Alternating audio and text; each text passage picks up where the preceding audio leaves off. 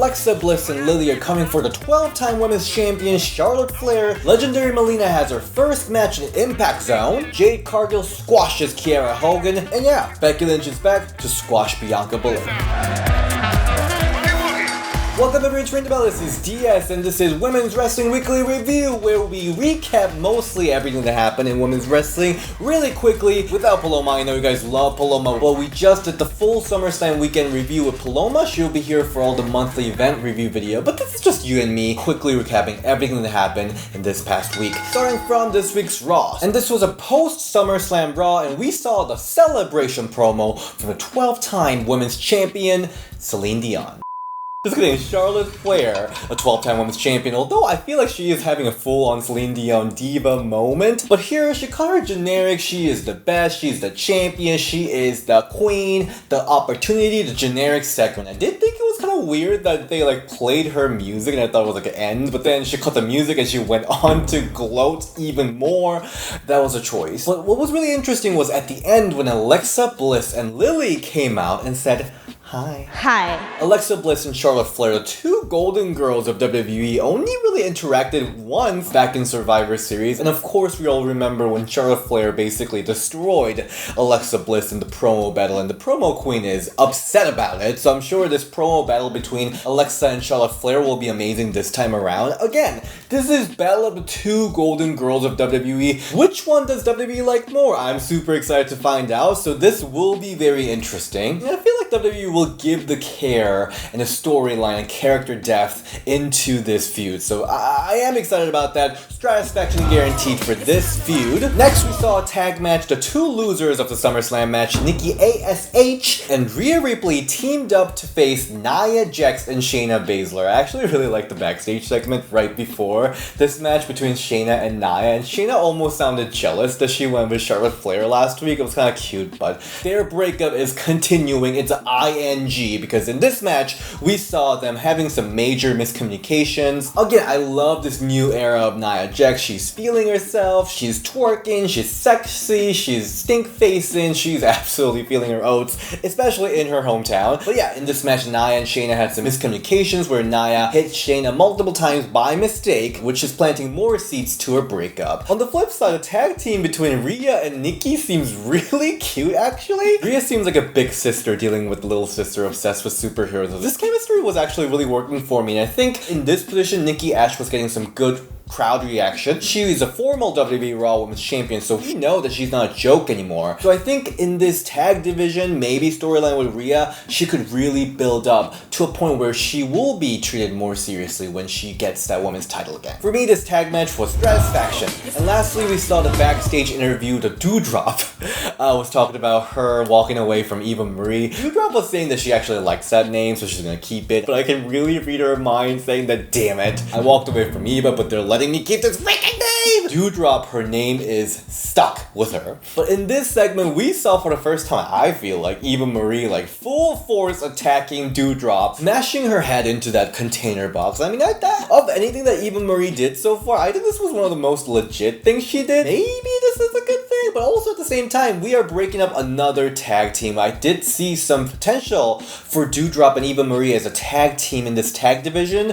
which is very much lacking. So it's kind of sad that they are breaking up, but also, do we want Doudrop versus Eva Marie feud? Unless Eva's bringing someone new like Aaliyah, Dakota maybe, Mia? I don't know how this is gonna go. So hopefully there's more things coming next week, but for now, I am, meh. Alright, so let's go to last week's NXT. We saw one match involving women. It was Robert Stone brand minus Frankie Monet versus Team Index. For a comedy match, this was a pretty long match. It was like a 10-11 minute match. Robert Stone was doing most of the comedy in this match, and we saw some action between Camilla and Indy. But what happened after was really, really cute. Even in this match, we saw Beth Phoenix kind of calming Indy Hartwell, and I was like, okay, Beth, she's an Auntie Betty. But after the match, Indy Hartwell went to Beth Phoenix, and Beth gave her the engagement ring that she was keeping for Indy Hartwell, and we saw Indy propose to Dexter Lumis. Okay, I have to be super honest. I've been more of a fan of Dexter Lumis and Austin Theory couple, so I was just always okay with the Index couple story,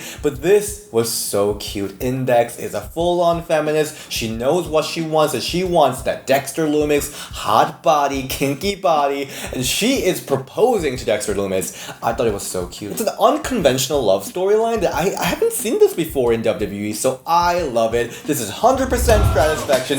You have my blessing, Index couple. And also in NXT, we saw face-to-face promo battle between Dakota Kai and Raquel Gonzalez. Talked about this briefly in our SummerSlam weekend review, but Paloma did mention that Raquel uses Spanish words for the most random moments, which I thought was kind of funny. This was fine. I think I like the promo videos between them more than this. I don't know why, but I was laughing when Raquel was like sidekick and Dakota's like, you really went there. Sidekick. Wow, you really went there, huh? I don't know, I thought it was kind of weird, but you know, it did the job, but I was meh about it. Meh. Although I love Dakota Kai's new look, she looks like a star, her pink is blazing, blinding my eyes, I love it for that, 100% satisfaction. Let's go to AEW Dynamite, and we saw the interview segment with Britt Baker. Britt Baker explained why she brought in Jamie Hayter, and Jamie Hayter came in to talk about how she and Britt goes a long way. It was more of a generic segment, and what they do is basically they set up matches for next episode. So I'll say, meh. It did its job, but it's not like it added any character depth or motivation, which AEW I think really needs in their women's division. One women's match we saw was Penelope and Thunder Rosa. And Thunder Rosa, thunderous pop for her. AEW crowd absolutely adores her, love her, and I wouldn't be surprised if she's the one going for AEW Women's Championship going into All Out. But of course, Chris Statlander is there as a number one contender too. This match was good. All props to Penelope. Apparently she lost her gear at an airport, so she was just wearing her, like, I don't know, regular clothes in this match, but that didn't bother her. If anything, she looked hot. I think Penelope's such a star. She looks like a superstar, and she nails some of the moves. That cutter she did outside looked devastating. I really think she has some star potential. She's a women's champion material, but again, the whole problem with AEW is that there's no consistency. We see her once, and we never see her again. This match was actually really fun. It started out kind of wonky. Maybe Penelope was getting used to wrestling in the normal clothes, but no, at the end, the finishers, the submissions, the reversals, it was so smooth, and it was back and forth action that was really fun. And at the end, Thunder Rosa picked up the win from Penelope Cruz, cementing herself as a big player in AEW. This is a satisfaction for me. I love the matches and action that AEW provides for us, but I think what's really missing again is the character development. Why are they fighting? What is the storyline? What do I know about these talents, and how can I connect with them? I think that's really missing despite the amazing matches they pull out. If they can nail that, their women's division will be so much more elevated. And I know that they're doing that for their men's division. So why aren't you doing it for women's division? Come on! So let's go to the Impact Zone. We got a kind of a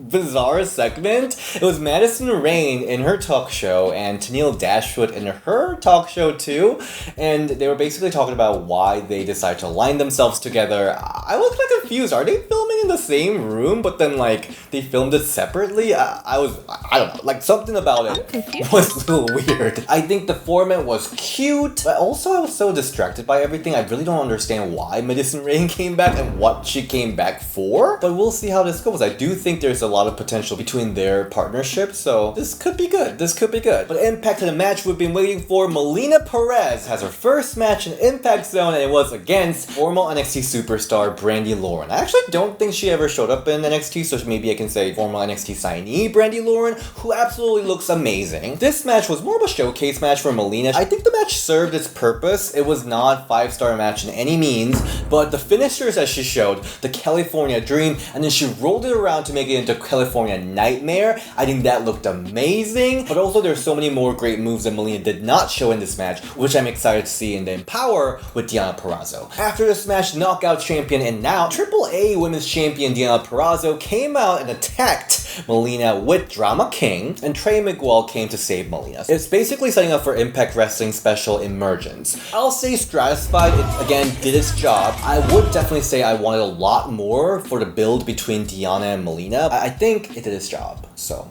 Stratified. my expectation was very, very high. Now let's go to the AEW Rampage, and we got the promo hyping up for Jade Cargill versus Kiera Hogan. The Kiera Hogan period is in AEW. She already wrestled twice for AEW Dark, and she showed some amazing matches, but AEW did AEW, and basically Jade Cargill squashes Kiera Hogan with the Glam Slam. I am utterly disappointed because Kiera Hogan is a great talent, and I thought Rampage, given that AJ Lee's husband was there, so the views were up, I thought this would be a great episode for Kiera Hogan to be introduced to the AEW viewership, but obviously that did not happen, and it was a squash match, which I'm really sad about. So for this, I'll say girl.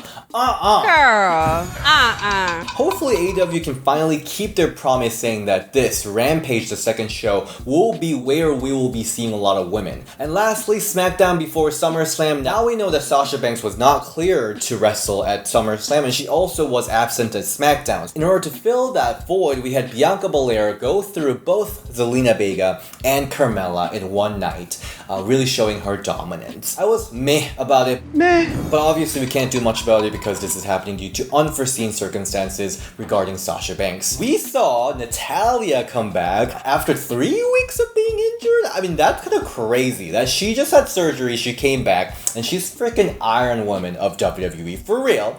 And she had a match like she didn't miss a beat. So we got Tamina and Natalya versus Shotzi, Blackheart, and Tegan Nox. Unfortunately, this is a match that we've seen before, this championship contender match or whatever, and also the result is something that we've seen before. They're basically replaying what they did a month ago, and now the Natty's back, they're just like relaying that. Really shows lack of creativity to women's tag division, and also we don't have that many tag teams left, so that is another concerning thing. So for this, meh. Alright, so that was a quick recap of everything that happened this week. If you want to see the SummerSlam weekend review, we have the full review with Paloma, and we went off on some horrible things that happened, so watch it right now. But until next time, I'll see you next week, and don't forget, if you are interested in women's wrestling, either come join us in St. Louis and Empower, NWA Empower by Mickey James, or buy it on Fight TV, you can watch it at home too. And if you see me there, please say hi, alright? Okay, see you next week, bye!